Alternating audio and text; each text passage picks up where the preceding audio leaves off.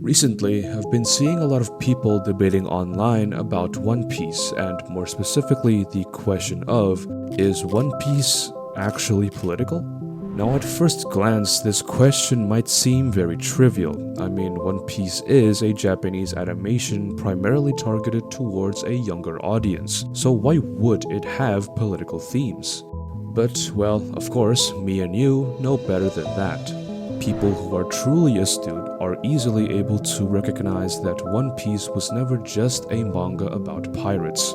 It is a manga that dives deep into many political issues that we face in the real world. But what exactly are these political issues, and how does Oda represent these issues in the story? Well, in today's video, we'll talk about exactly that.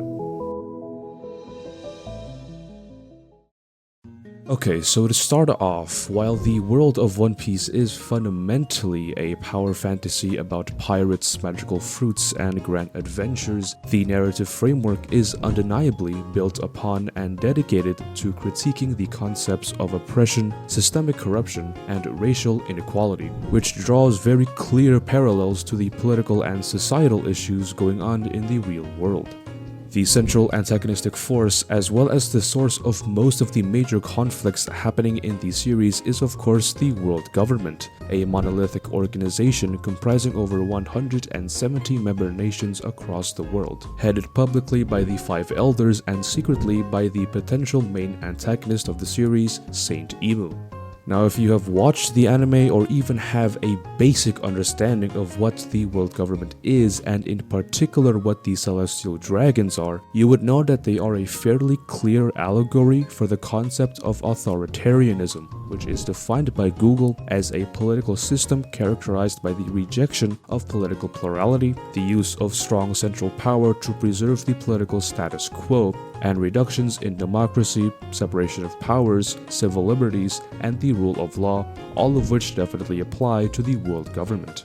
Now, since the Celestial Dragons are the descendants of the 20 original families that established the world government who live in absolute luxury in Marie-Joie, they have developed very sick and twisted cultures and traditions that still exist in the modern era of One Piece. Their casual brutality, which include the open practice of human ownership and the hunting of both human and non-human races for sport, reflects real-world elite classism, inherited wealth, and systemic inequality. The very existence of these celestial dragons is a critique of a ruling class that wields absolute power with zero accountability, which parallels historical examples of unchecked political and economic monopolies. Another aspect that very clearly defines the world government as an allegory of authoritarianism is of course their monopoly over the flow of information, as well as the heavy censorship that they have in place. The government's control over the media, mainly through Big News Morgan and the News Coup system, allows them to censor all of history, most notably the very crucial Void Century, and manipulate the public narrative.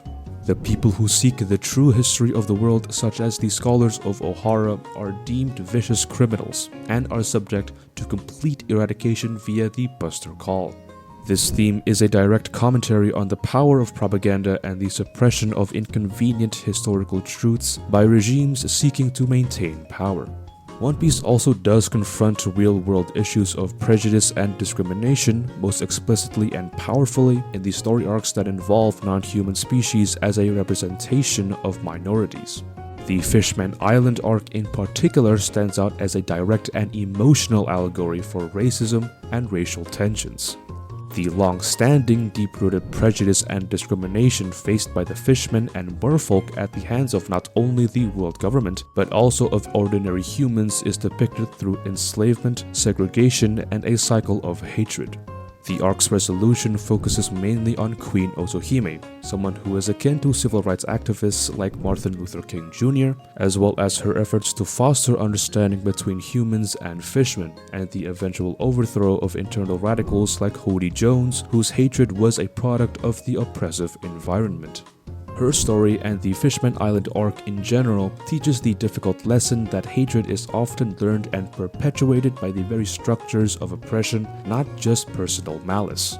Queen Otohime's dream of interracial reconciliation and empathy is a very clear political statement that calls for real-world application. Though, despite the fact that the fishmen are primarily the ones who face the most amount of prejudice, discrimination against humans also does happen too, primarily by the celestial dragons. For example, the horrifying depictions of the human auction house in the Sabaody archipelago arc, where humans, fishmen, and others alike are sold into ownership by the celestial dragons, is a direct confrontation of historical and modern human trafficking and ownership. This element of the story very clearly condemns the absolute dehumanization that systems of power enable and profit from. Now, with all that being said, the overarching political conflict in the series is the struggle between the suffocating concept of absolute justice of the world government as well as Fleet Admiral Akainu, and the radical pursuits of freedom exemplified by the pirates and the revolutionary army led by Monkey D. Dragon. The Marines, which are the government's main military force, represents an extremely flawed system of law enforcement. Figures like the aforementioned Fleet Admiral Akainu embody the concept of absolute justice, prioritizing the established order to the extent of committing atrocities in the name of justice. Other Marines like Vice Admiral Monkey D. Garp or Admiral Fujitora reveal a moral pluralism within the Marines' ranks, questioning the ethical cost of maintaining the status quo. In stark contrast to that, the Straw Hat Pirates led by Monkey D. Luffy are essentially anarchic liberators. Luffy's motivation is not to install a new political system, but to ensure the liberty and freedom of his friends.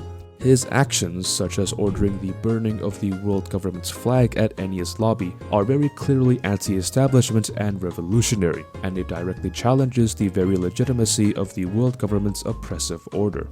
The existence of the Revolutionary Army, which actively seeks to overthrow the world governments to establish a fairer world, also provides the explicit political framework that elevates the story beyond just personal adventure. It parallels real-world movements and revolutions against tyrannical regimes, arguing for the necessity of systemic change and resistance against unnecessary violence sanctioned by the state. Alright, so with that being said, what can we learn from what Oda is trying to teach us with One Piece? Well, all of the things that I've discussed in this video can provide us with powerful lessons on real-world political issues. The first is, of course, to remember the importance of challenging authority. The recurring themes across pretty much every major arc in not only One Piece but also many other manga and anime is the necessity of standing up against unjust power, even when the odds seem insurmountable. The Straw Hats consistently disrupt the corrupt and often discriminatory status quo, such as in Alabasta, Dressrosa, and the Land of Wano, because they refuse to accept the oppression of the powerless. The second lesson is to use the truth as a weapon against tyranny. The persecution of those who try to study the Void Century highlight the fact that control over the past is control over the future. The series promotes the pursuit of truth and knowledge as the fundamental counterforce to propaganda and authoritarian control. And finally, the third and most important lesson that we can learn is to have empathy and human dignity. The Fishman Island arc and the exposure of illegal ownership calls for empathy and the recognition of universal human dignity. It shows that prejudice is a learned societal failing that must be actively dismantled through understanding and fighting the root causes of systemic oppression. Remember that our enemies are not each other, our enemies are the ones who tell us to fight each other. So to conclude this whole video, to deem One Piece as an apolitical power fantasy is to misunderstand the very nature of its political storytelling. While it does not explicitly reference specific modern elections or nations, its core narrative is a sustained, detailed, and passionate critique of tyranny, censorship, racism, and economic and political exploitation. These are not just the basic narrative themes of One Piece, they are fundamental political concepts that connect directly to the world we live in right now. One Piece is a powerful and politically charged work of fiction that uses the vivid and colorful canvas of a pirate adventure to teach its audience to seek freedom, champion the oppressed, and forever question the narrative of those in power. Anyway, if you enjoyed this video, consider clicking the subscribe and like button, it'll be greatly appreciated, and comment down below what you think. What other political themes and topics does One Piece cover through its story? Let me know in the comments. Anyway, I'll see you in the next video.